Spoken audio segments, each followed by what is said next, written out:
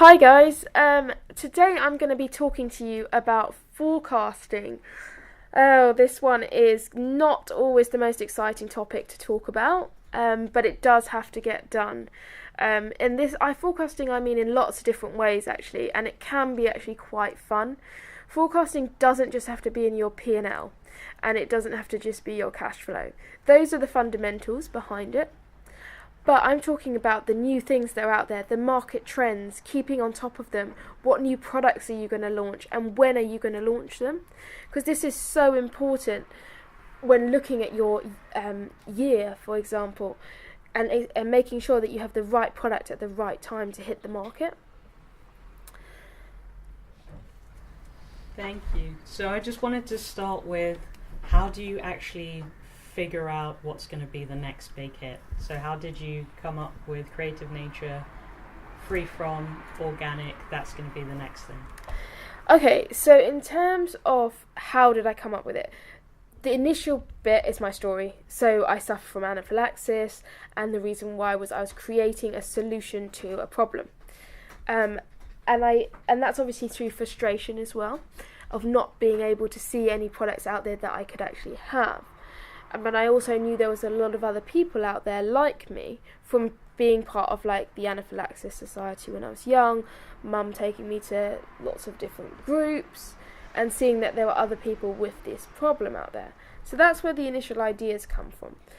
But in terms of once you've launched a product and getting to the next stage, this is when you have to start looking at trends properly.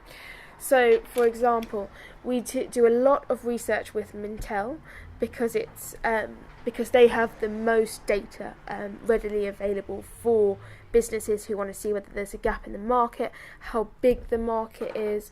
For example, the free-from work market is worth 521 million in the UK alone at the moment, and that's taken directly from Mintel. And it's set to grow at over 30% year on year, which is a huge amount. You can get also information from Mintel because it's quite expensive. For example, sometimes it's up to £2,000 per report. So here's a little cheat hack that I have. You can go to the British Library, make an appointment, and they will have all the data that you need. You just have to sit there and read through it all and take notes, photocopy, but make sure you have it. But it's a great way to actually get the information for free. So make an appointment with the British Library. Yes, it is busy, and yes, it is mundane looking through the data, but it's for free and it's going to help your business. Okay, wow. So looking at the statistics, knowing how much your market's going to grow, it's just fundamental market research. Yeah, and then obviously next is the packaging, the product, everything comes together. So I start always with the product itself because that's the key part of it. So making the product, for example, when we did the baking mixes, we had to do so many different tests on taste, nutritionals, trying to make them both balance out, and that took a lot of time. Then once you have the product, you need to package it around it. And how to do this is one of the hardest things. You can obviously pay a branding agency and they can come up with 3 main ideas for you, and you have to pick one, and they will brand it all in consistency with your current product. But sometimes startups just don't have the money to do that, or they don't want to do it that way. They want to go through a designer and have their own input as well. So this is where you need to look at key messages on your brand and what things are going to be standing out there for the consumer. What do you want to tell the consumer? Do you want to tell the consumer it's allergen free? Do you want to tell the consumer what it is? How do they know what it is? Do you want to convey that it's more expensive, less expensive? It's all these things need to come into action when you're doing the packaging. And that's why it's so important, because it's got to stand off shelf against the others. Even if it's the best product in the world, if it's sitting there in not great packaging, it's not going to leap off the shelf. Or if you haven't done the marketing around it to educate the consumers, again, it's not going to leap off the shelf. And just looking at your baking mixes here, I can see that on the front we've got organic, gluten-free, dairy-free, nut-free, soya-free.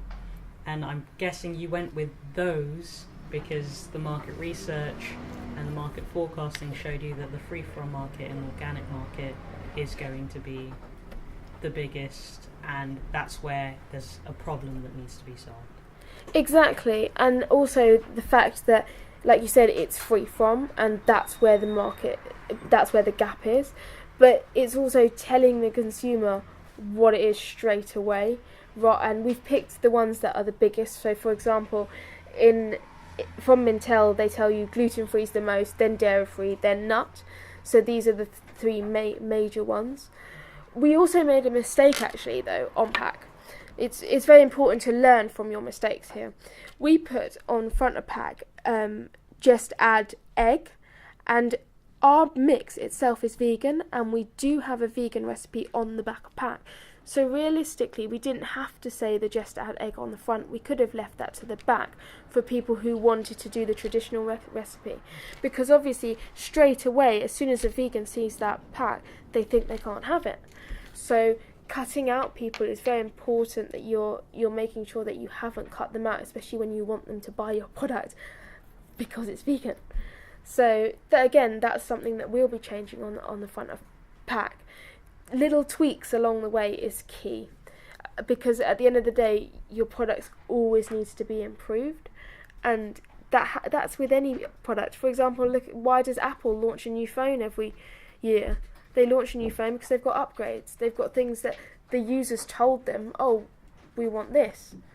And that's exactly how a product packaging or a product should be. It should be improving constantly. And interesting that you bring up Apple, because I wanted to ask you, what's the balance between looking at market trends and forecasting and then going off that you have an idea in your head that you just want to do, like, for example, the first Mac and the first iPad and the first iPhone? I think those people are incredible. Like, they have a vision, and like with every entrepreneur, you have a vision, but they went against all odds, as in everyone would have said no, that couldn't be done. But I think it's important that what they did first was actually show that something could work, and then use that to go out there and do their market research. So they said, okay, I'm going to build the first Mac. But then they took the first Mac and just tested it with people, and that's where it became important. So again, you're going back to the market research, but after you still built the product. I see. And so for Creative Nature, for your company, it's seeing that the bars work, perfect, free from works, perfect, let's bring out another product. Yeah. Which is the baking mixes. And how is that going to work in the market? We have to test it. We have to see whether people actually want to, because a lot of people nowadays like to bake from scratch, but we're trying to target people, young mums, for example, who don't have the time to bake from scratch. So again, it's important looking at your target market. Again, going back to Apple doesn't have the whole market, but they target people who want to use Apple, who buy into their product range. So for example, for us, people would buy into the bars, to then buy into the baking mixes, and then the superfoods. That's how it all ties in together. Perfect. So how do you come about with your next idea, your next product in your product range?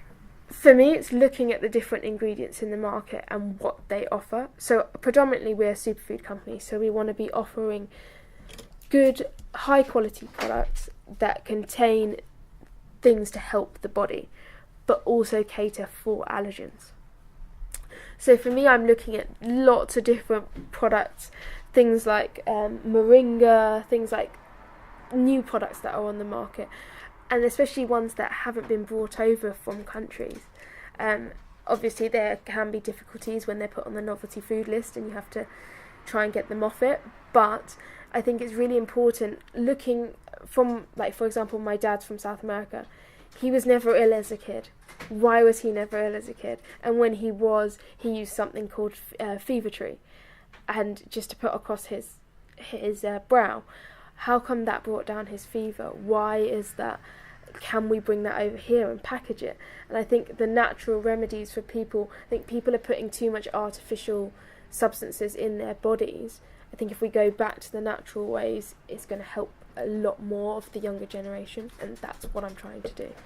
Amazing. So it's bringing out products that, yes, are on market trend, yes, seeing the next thing, but also that is true to brand and to you and your story. Yep, exactly. Thank you very much for listening, and we'll be back with more tips soon.